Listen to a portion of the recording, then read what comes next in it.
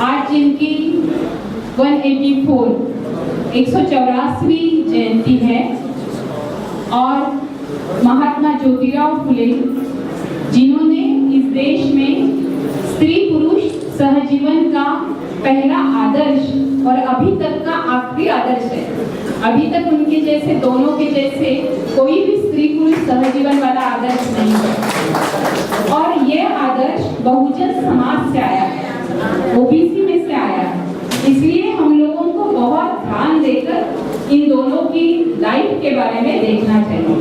मंच पर उपस्थित सभी लोग, मेरे खास दोस्त जो हरिनर के, प्रोफेसर हरिनर के, मेरे वक्तव्य के बाद, मेरे बोलने के बाद मैं हरिनर के जी का आपको परिचय दूंगी और फिर बैठूंगी।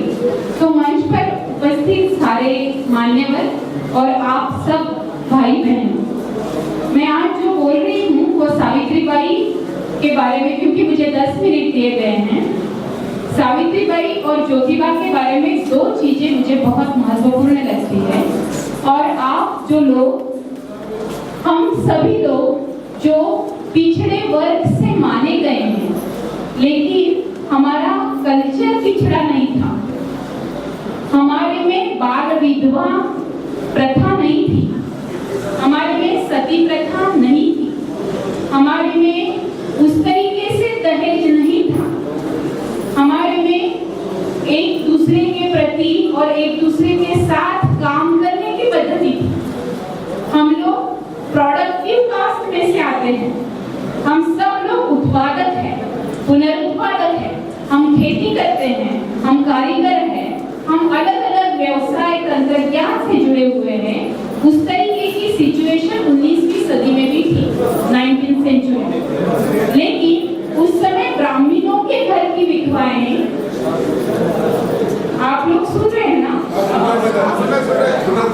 तो ब्राह्मणों के घर में जो शादियां होती थी वो बच्ची छोटी और आदमी बड़ा, इसको कहते थे बाल जरट विवाह।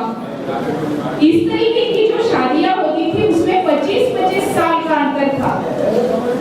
महात्मा ज्योतिबा फुले जिस काल में जन्म हुआ था, उनके 25 साल बाद जन्मे हुए न्यायमूर्ति रानड़े, उनकी उम्र बहुत ज्यादा थी जब उनकी पत्नी आई रमाबाई रानड़े।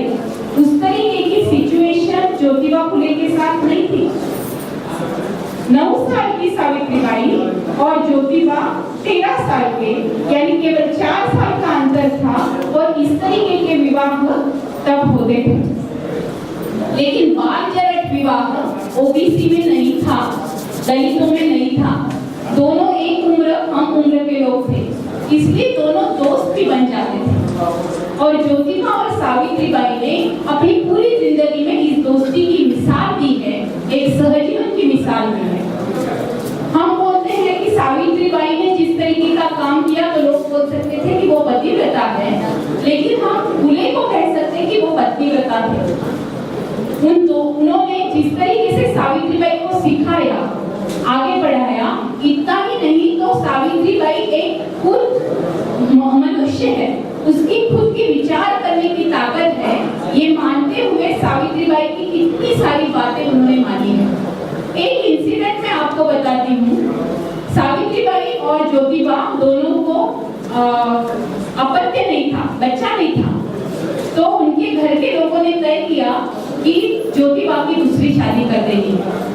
और जब ज्योतिबा की दूसरी शादी कर देनी है तो उस समय सब लोग बैठते थे कम्युनिटी के, और कम्युनिटी के लोग ऐसे बैठे, घर के सारे लोग, और ज्योतिबा को बुलाया गया और ज्योतिबा को पूछा कि देखो, तुम्हें तो बच्चा नहीं हो रहा है, उस औरत को तुम छोड़ दो, अब दूसरी शादी कर लो और तुम्हें फिर बच्चा हो जाएगा और पुत्र हो जाएगा तो घर का नाम रोशन हो जाएगा, आगे जाएगा। तो ज्योतिबा फुले, सुनिए, केवल 18 साल के ज्योतिबा फुले, वो उनको बोलते हैं कि अच्छा बात तो सच है, आप ऐसा कीजिए, सावित्रीबाई को बुला लीजिए। तो बोले सावित्रीबाई का इसमें क्या काम? बोले नहीं, सावित्री को बुला लीजिए। फिर सावित्री को बुलाया गया, फिर उसके सामने उन्होंने कहा, देखो सावित्री, उस समय की बात है जब साइंस लोगों को नहीं मालूम था, बच्चे के बारे में या परिवार नियोजन के बारे में कुछ मालूमात नहीं थी, गायनेकोलॉजिस्ट रास्ते रास्ते पे नहीं थे, प्रसूति रोग तज्ञ नहीं थे, लेकिन इसके बावजूद ज्योतिबा कहते हैं अपने सारे लोगों को, अपने पिताजी को, अपने माँ को, अपने चाचा जी को, कि देखो हो सकता है कि मुझ में भी फॉल्ट है, बच्चा अगर नहीं हो रहा है तो सावित्री में ही फॉल्ट है, ऐसा कैसे? तो मुझ में भी हो सकता है, तो ऐसा पहले कीजिए, आप सावित्री की शादी कर दीजिए दूसरी, फिर मेरी दूसरी शादी। ऐसा कोई आदमी आज तक दिखाई दिया है क्या? ये ज्योतिबा फुले थे और ये सावित्रीबाई फुले। फिर इन दोनों ने आगे की काफी सारी कहानियां हरि के पास मौजूद है। हरि नरके जी उसके ऊपर उन्होंने जिस तरीके का अध्ययन किया है, मैं शायद उसमें उनसे थोड़ी कम पढ़ूंगी, लेकिन हरि जी को बहुत सारी कहानियां मालूम है। लेकिन उसके आगे थोड़ी सी मैं जोड़ देती हूँ कि जब उनके पास कोई अपत्य नहीं था तो उन्होंने ऐसा नहीं कहा कि बाकी सारे लोग मेरे बच्चे नहीं हैं, लेकिन जब काशीबाई नाम की ब्राह्मण स्त्री जिसको घर से निकाल दिया गया था क्योंकि उसको विधवा होने के बाद बच्चा रहा था, उस बच्चे को यशवंत, उसकी डिलीवरी सावित्रीबाई ने की और उस बच्चे को गोद लिया, यशवंत उसका नाम। और जब यशवंत, क्यों बच्चा होना चाहिए, आप बताइए बच्चा क्यों होना चाहिए ऐसा लगता है, और पुत्र होना चाहिए क्यों? आखिरी मरते समय हमें कंधा कौन देगा, पानी कौन डालेगा, हमें मोक्ष कैसा मिलेगा, ऐसे जो ब्राह्मणों ने लिखा था उसके लिए लड़का चाहिए ऐसा बोला जाता है। लेकिन जब महात्मा फुले का निधन हुआ 1890 में, तब बाकी सब लोग, जैसे आज आप लोगों में से भी काफी लोग बहुत गुस्सा हो गए कि हमको क्या सिखा रहे हो, हम तो सब कुछ हम हमारी बेटियों को दे देते हैं। अखिलेश्वरी जी जब बोल रही थी तो काफी सारा आधा तेलुगु में था, आधा इंग्लिश में था, तो मुझे थोड़ा थोड़ा समझ में आया, लेकिन मुझे आप लोगों का गुस्सा भी समझ में आया। हाँ, मुझे ये गुस्सा समझ में आया कि आप लोग बहुत उतारू होके बोल रहे थे कि नहीं हम सब कुछ देते हैं अपने बेटियों को। अगर ऐसा है तो फिर मैं मानूंगी कि सचमुच तेलंगाना में सारी महिलाएं आपके साथ बिल्कुल मिलजुल के खड़ी है, पॉलिटिक्स में खड़ी है। यहाँ तो पूरा का पूरा मुझे महिलाओं ने बराबर बदल दिया, पूरा का पूरा महिलाओं ने भरा हुआ अगर सदन होता आपके जितना, तो मैं जरूर मानूंगी कि सचमुच आपने महिलाओं को बराबरी का हिस्सा किया। लेकिन ऐसा नहीं है, ज्योतिबा उसके लिए बहुत आग्रही थे।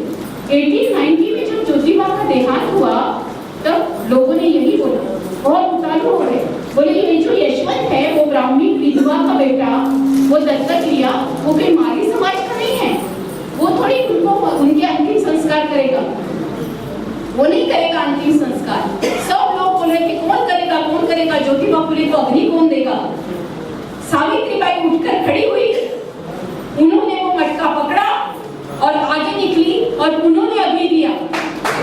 भारत में पहली महिला है भारत के इतिहास में जिसने अपने आदमी का अंतिम संस्कार किया और दिखा दिया कि कोई आदमी अग्नि देकर मोक्ष नहीं जाता है। ब्राह्मणों के और ब्राह्मणवाद के ऊपर इससे बड़ी थप्पड़ क्या हो सकती है? ये जो बहुजन समाज की महिलाओं ने करके दिखाया, ये जो बहुजन समाज के इस दंपति ने करके दिखाया, ये पति पत्नी ने करके दिखाया, वो आज भी हम सब के लिए बहुत बड़ा मार्गदर्शन है। आज मुझे मैं केवल 2 सवाल छोड़ देती हूँ आपके बीच में, ताकि जो हमारी इंस्टीट्यूट है सर, एम्पावरमेंट फॉर ओबीसी, तो हम लोग सबके एम्पावरमेंट के बारे में सोच रहे हैं। हम लोग केवल 27% हमें रिजर्वेशन मिल रहा है, 30% रिजर्वेशन मिल रहा है या 42% मिल रहा है, हमारे कोटा के हिसाब से मिल रहा है, इसको केवल देखने वाले लोग नहीं हैं। हम हमारी ओवरऑल एम्पावरमेंट अगर चाहते हैं तो हम ज्योतिबा और सावित्री ने दिए हुए मार्ग पर हम कैसे चलेंगे ये देखना चाहिए। मुझे लगता है 2 सवाल ये कि अगर बहुजन समाज से पूरे भारत भर से ओबीसी समाज ने पहली महिला शिक्षक दी, बराबर है, पहली महिला शिक्षक ओबीसी समाज से आई। भारत की पहली निबंधकार ताराबाई शिंदे ओबीसी समाज से आई। भारत की पहली मुस्लिम शिक्षक फातिमा शेख ओबीसी समाज से आई। भारत की जो पहली ओबीसी डॉक्टर है रखमाबाई, जिन्होंने अपनी पूरी 80 साल तक जिंदा रही और पूरे रुग्णों की सेवा की, वो रखमाबाई भी ओबीसी समाज से आई। रुकैया सखावत हुसैन ये भी ओबीसी समाज से आई। फिर इतनी सारी औरतें पढ़ी लिखी, डॉक्टर हुई, टीचर हुई। आज मुझे बताइए, म्युनिसिपैलिटी स्कूल से लेकर हायर एजुकेशन तक ये ओबीसी समाज की औरतें, टीचर क्या, वो वहां पढ़ाई भी नहीं करती हुई दिखाई दे रही है। ऐसा क्यों? ऐसा क्यों? ये कल्पना चावला भी ब्राह्मणी नहीं है, वो ओबीसी है, अंतरिक्ष में गई, हरियाणा की बेटी है। आप सोच लीजिए, जिस जगह पे औरतों का नामो निशान नहीं रखते हैं, मार देते हैं, वहां से ये बच्ची भाग कर निकली, चंडीगढ़ गई और भाग कर किस लिए निकली? कोई तो भी कुछ तो भी करने के लिए नहीं निकली थी साइंटिस्ट बनने के लिए। उसकी माँ ने उसको सपोर्ट किया और वो निकली। यानी आज भी इस तरीके की कल्पना चावला जो है वो सावित्रीबाई फुले का एक रूप है कि वो निकली और अंतरिक्ष में जाके निकली। अगर ओबीसी लड़कियों में इतनी ताकत है, उन्होंने इतना सब कुछ करके दिखाया है, तो आज मेरे सारे भाइयों को, बहनों को मेरी दरख्वास्त है कि सावित्रीबाई के 200वीं जयंती जब होगी, तब मुझे लगता है कि पूरे के पूरे यहाँ इतना एम्पावरमेंट ऑफ विमेन और नारियों के साथ, और OBC main and women both of them will be empowered, such type of empowerment that we will be in politics, we will be in academics, we will be in all spheres of the world. इस तरीके का empowerment अगर हम करते हैं तो सचमुच वो ट्रिब्यूट होगा, वो ग्रेटिट्यूड होगा सावित्रीबाई फुले। मैं लता प्रतिभा मधुकर हूँ, मेरी पहचान आपको नहीं है। मैं मेरी माँ और पिताजी का नाम लगाती हूँ मेरे नाम के साथ, इसलिए मुझे बहुत सारी झंझट आती है, क्योंकि माँ का नाम लगाना अभी तक नहीं माना जाता है कि वो सही है।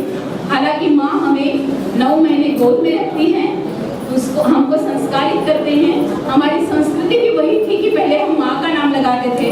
ब्रिटिशों के ज़माने से फिर हम अपने पापा का और सरनेम लगाने लगे, इसलिए ना पासपोर्ट मिलता है, ना रेशन मिलता है, इसलिए मुझे संघर्ष करना पड़ता है। लेकिन फिर भी करीबन 1985 से लगातार मैं इस नाम के साथ झगड़ रही हूँ, संघर्ष कर रही हूँ। तो मेरा नाम लता प्रतिभा मधुकर है। मैं सावित्रीबाई फुले के महाराष्ट्र से आती हूँ, लेकिन हैदराबाद से मेरा बहुत गहरा रिश्ता है। 2 साल से मैं यहाँ पीएचडी कर रही हूँ CSD में, काउंसिल फॉर सोशल डेवलपमेंट और TISS में, और ओबीसी प्रकल्प पे, परियोजना पे मैं सबके साथ जुड़ी हुई हूँ, काम कर रही हूँ। मुझे आपने मौका दिया और आपने मेरी बातें तो सुन ली ही, लेकिन मुझे लगता है कि मेरा और आपका और भी गहरा रिश्ता जुड़ता रहेगा, क्योंकि हमें ओबीसी राजनीति करनी है, और वो राजनीति सावित्रीबाई और ज्योतिबा ने दिए हुए मार्ग पर। तो धन्यवाद।